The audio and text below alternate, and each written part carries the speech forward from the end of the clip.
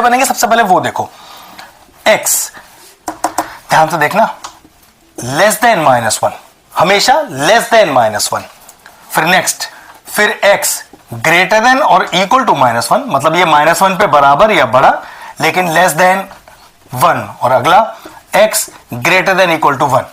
अगर ये आप तोड़ना जानते हैं तो समझ लीजिए कि आपने सब कुछ काम कर लिया, मेन काम यही था। फिर समझ लीजिए ये पहली जो वैल्यू होगी लेस देन -1, फिर अगली के लिए इसे ग्रेटर देन इक्वल टू -1 और लेस देन 1, और फिर तीसरी वैल्यू को ग्रेटर देन इक्वल टू 1। मान लीजिए कि अगर बीच में एक वैल्यू और होती तब भी कंसेप्ट इस तरह से ही चलता।